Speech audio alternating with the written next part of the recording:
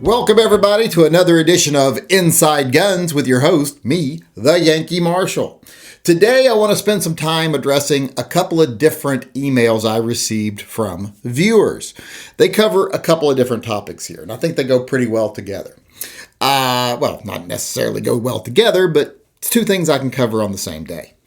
One of them is asking about what do I think about the White Lives Matter rallies that went on this weekend, a couple of which ended in violence, and we'll talk about that more in detail here in a minute. And another question was regarding, well, in a society where it seems like cops have a license to kill, how do you go about not being shot by a cop?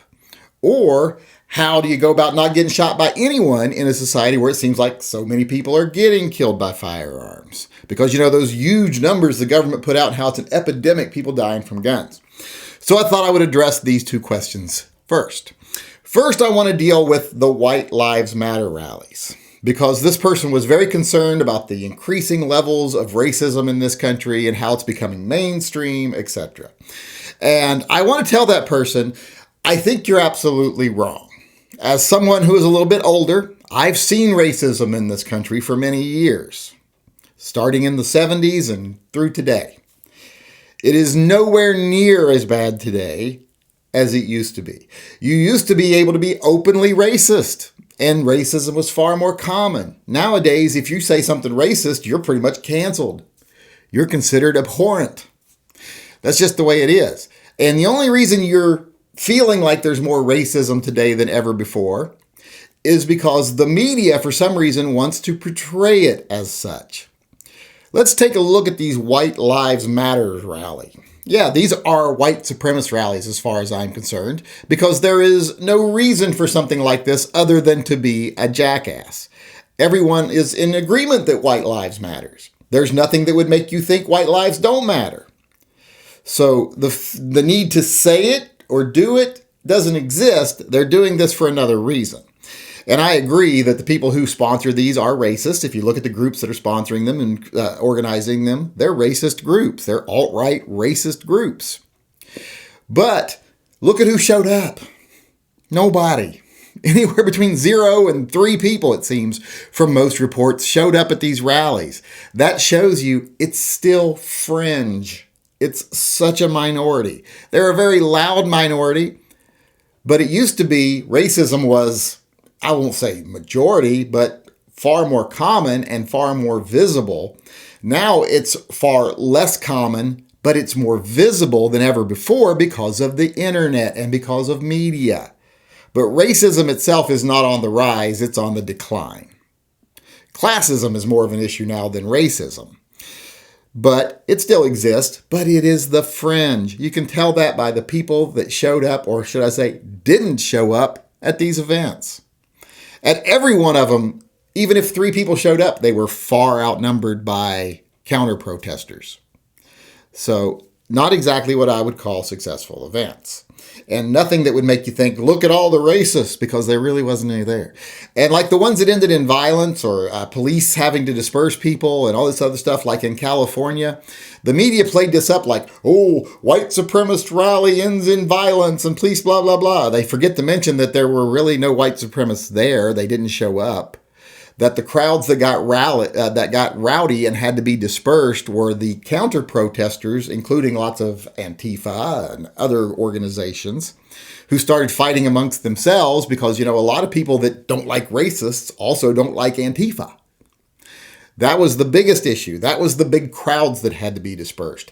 And then the incidents of violence and fighting was when those Antifa people and other people went out into the streets and just started harassing people that they considered to be conservative Trump supporters, who just happened to be in a very tourist area of California, doing their everyday things, you know, being tourists. So the media has this desire to portray it like, oh, look at these big white supremacist rallies and look at the ones that are getting violent and blah, blah, blah. Racism is such a problem. When they know racism is no bigger problem today than it was a year ago or 10 years ago. It's smaller. In the 80s when I was a kid, and in the 70s when I was a kid, in the 80s when I was like a teenager and an adult, in the 70s when I was a kid, racism was common, accepted. And you pretty much assumed your friend's parents were racist because most kids' parents were. You had to worry if you had a black friend at school bringing them home like, oh, how are my parents going to react to him? Or how are my grandparents going to react? My father, extremely racist. My grandfather, extremely racist. We're talking clan level racism. Luckily, my mother and my grandmother were not racist. They beat that shit out of us. They were like, do not listen to those assholes. But it's just not as big a problem as the media wants to make it look. I don't know why they want to make it look that way. And as far as those white supremacist rallies, the White Lives Matter rallies, which I think are stupid, just like I think it's stupid when people go, all lives matter, when someone say Black Lives Matter. It's not the point. The point is society up till now has looked at it like Black lives don't seem to matter, so we're trying to counter that. Just be polite. Just saying all lives matter, that's just being an asshole. That's like if someone comes up to you and says, my mother just died, and you go, well, everybody's mother dies. Who would want to be that asshole? So don't be that asshole. But like I said, as far as the white supremacists being on the rise, no, they're not on the rise. They're shrinking. They're just getting louder as they shrink because they have to, because it's like death throes, But it's not a big deal. Media wants to make it one, but racism is abhorrent, period. But in this country, it's becoming less of a problem, not more of a problem. All right, with that being said, I want to move on to the question where I was asked, well, in today's society, how do you keep from being shot by a police officer? Or how do you keep from being killed by a gun when so many people are being killed by guns? First, let's deal with that first part, how to keep from being shot by a police officer. Well, it's easier than you might think. The main thing you can do to not be shot by a cop is don't commit a crime. Don't create a reason where you're interacting with police. One of the things we seem to forget in all these instances is when cops go too far and do commit murder sometimes, it's very seldom because they had no reason to be interacting with the person. There was usually a reason. So don't give them a reason to interact with you. Don't commit crimes. If you don't commit crimes, your chance of getting shot by police is almost nothing. Now, there are times when police are going to target you or think you did something you didn't do, and they're going to interact with you. If that happens, even though you've done nothing wrong, the number one way to not be shot by a police officer is to cooperate fully. Do not argue with them. Do not think you're going to win a debate on the corner of the road with a police officer. The time to prove your right is in front of a judge, not in front of that officer. Just go, whatever, take it and say, I'll see you in court. Thank you, officer. I'll see you in court. That'll reduce your chances of being shot by police to, like I said, pretty much zero. Now, there will be some cases like Philando Castile, where you do everything right and you still get shot. But those are so rare and so they're just freak occurrences. And, you might get hit by a meteor or struck by lightning tomorrow. There's not much you can do to prepare for freak occurrences. But if you don't commit crimes and you cooperate with police officers, chances are you won't get shot. Very slim chance it'll happen. Another thing you can do is if you're someone who calls in a crime or you see a crime happening or a crime scene happening, avoid it. If you call in a crime, like that lady that called in the crime and ended up being shot by police, even though she was the one that called them, if you see something going on, call police, get yourself to a safe location. Don't stay there. Don't sit in your car there by the crime. Go somewhere else. That's just smart thinking, just planning ahead. If you look out your window and you see lights and sirens and you hear sirens and cops are running around, don't go out in your yard on the cell phone. Like that gentleman who got shot for standing in his yard talking on a cell phone when cops were chasing a suspect through yards. The guy did nothing wrong, but he made an error of judgment in going out into that scene. Don't go out into that scene. If you see police doing something, running around, searching frantically for someone, lights are on, sirens are on, avoid that situation. Don't go out into it. Stay inside. Go the other way if you're walking down the street. Just use some common sense reasoning and you will probably be fine. But like I'm saying, this won't eliminate your chances to absolute zero if you do all these things, but it'll make it to where it's close enough to zero that there's really no difference. So just follow those rules. You probably will never be shot by a police officer. Now, as far as being shot by somebody else, in these massive waves of violence in this country, that the politicians want you to believe are happening and the media wants you to believe are happening, which aren't. Well, the number one way, if you don't want to be killed by anybody with a firearm, is don't kill yourself, because that's the vast majority. Seek counseling if you're depressed, if you're upset, if you have an issue that you don't think you can resolve, if it feels like you've got no reason to keep going on. Tell people, let them know. Seek the help you need, because there are tons of reasons to keep going on. You just can't see them right now. So if you do that, that'll reduce your odds. 70% of your chances of being killed by a firearm will be gone right there, just that you choose not to do it yourself. And as far as being killed by someone else, or a stranger, there's the same 3 rules you can follow. There's 3 rules you can follow. One of them is the same thing as police officers. Don't commit crimes. A lot of people that get killed by other people are in the commission of a crime when they do it, either committing the crime or being the victim of a crime. But usually it's people fellow criminals associating with other criminals, and one of them gets shot. So not being a criminal is still one of the number one ways you cannot get shot. Don't be a criminal. The second rule for not getting killed by a firearm is do not have relationships with emotionally unstable people. Don't go, they're crazy, but I love them. A lot of gun deaths are crimes of passion or revenge. Lovers spurned, boyfriends dumped, things like that. So don't get in relationships with unhealthy people, mentally unhealthy people. And if you're in a relationship with someone, don't be abusive. Physically, emotionally, mentally, a lot of this comes from that. A lot of these crimes of passion come from people that get into relationships, they cheat, they abuse their spouse one way or another.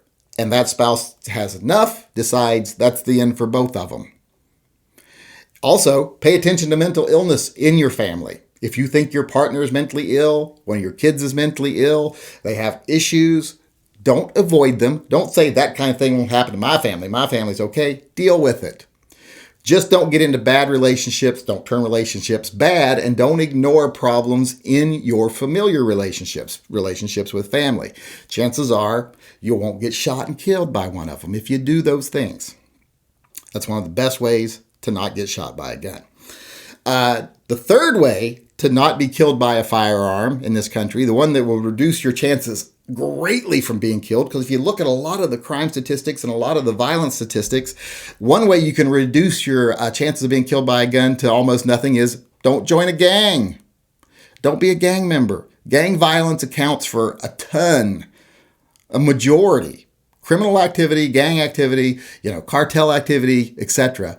accounts for a huge chunk of all the gun deaths that aren't caused by suicide. So if you take that out of the mix, you don't join a gang, you don't be a criminal, you don't do the things like I've talked about already, chances are you won't be killed by a gun. Because the reality is, in this country, your chances of being killed, even if you look at all the ways you can be killed, beaten to death with a pipe, stabbed, shot, whatever, your chances of being murdered are very slim. And if you do those things like I've said, don't be criminals, don't argue with cops, don't put yourself in bad situations, don't have bad relationships, don't make relationships bad, don't join a gang. If you do those things in this country, your chances of being killed, period, are almost non-existent. So just follow those simple rules. And another thing you can do to prevent yourself from being killed by somebody else with a firearm, and this is an important one, be prepared to defend yourself. If you're huddled behind a stack of canned goods at a grocery store when someone starts shooting, have the ability to shoot back. Don't be a victim. That's one of the things I try to tell people every day, because there's lots of things in your life you can't control. You can't control what someone else does. You often can't control who comes within your vicinity. So there are some things that are outside your control. So for those things, just be able to defend yourself. Don't be stuck in the bathroom of a nightclub saying he's coming down the hallway shooting people and there's nothing we can do, we can't get out. Don't find yourself in that terrifying situation. Say, there's a guy shooting, I've taken up a position of cover. As soon as I lay eyes on him, I'm putting him down. That's a much better position to find yourself in.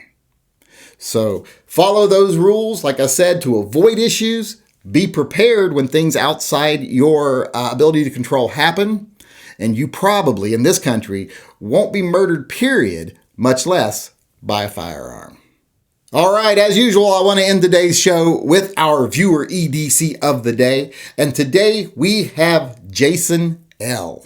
And as you can see, he's carrying his Kimber Ultra Carry 2 in an outside waistband leather holster that he made himself. The black leather belt and the black leather holster with the red stitching he made himself. Apparently he owns Lettit's Leatherworks, which I guess it doesn't do me much good to say Jason L and then say Lettit's Leatherworks. Kind of tells you what his name is there. I couldn't find a website for him. I looked for one to put it in the description of this video, but couldn't find one. But looks like a nice holster. He also made those leopard wood grips that are on the holster. So very resourceful guy here. Like this setup a lot, like the gun. A lot of people don't like 3-inch 1911s because they think, oh, they're unreliable. That is outdated thinking. That's from back in the day when all small guns were considered unreliable because manufacturing just wasn't that precise. That's not the case today. Micro 1911s are awesome. So, like everything about this setup, the only thing I don't really like here, well, other than the fact that he's fishing, which to me is like a total fucking waste of time. I mean, I don't like fish, and it's just like, if you don't like fish, it's just standing next to the river staring at the water, and you don't really get anything out of it as far as I'm concerned. But the problem I have with this picture is, he said his wife took this picture, and I'm like, you have a wife, and she lets you wear those pants? What's the deal with those pants? Why is the ass so saggy? What is it with men that can't buy pants that fit nowadays? Do you have those down around your ass or something? Pull your pants up. You're not in a fucking rap video. You're fishing. Pull your pants up. No one wants to look at your saggy ass drawers looking like you got a load in your pants all the time. And what is the pattern on those pockets? Are those Jordache jeans? I don't know, but pull your pants up. Or buy pants that fit, for God's sakes. But other than that, I pretty much like everything about this. Love that he made his own gear. Love the gun. Love that he made his own holsters. So there is our viewer EDC of the day, Jason L, or Jason Lettett, we already know that, with his Kimber Ultra Carry 2 in his custom holster and belt. All right, everybody, that's our show for today. Thanks for coming, and I hope you come back again tomorrow. Until then, I'll sign off as usual by saying, as far as the state of the world today is concerned, you know, it is what it is. It ain't bad, but it could be better. And what it will be in the future if we continue to ignore the profit mongers and the fear mongers and the people that want to manipulate us, and we continue to fight for our rights with a level head, what things will be in the future, especially for us gun owners and people who believe in freedom, what things will be is better.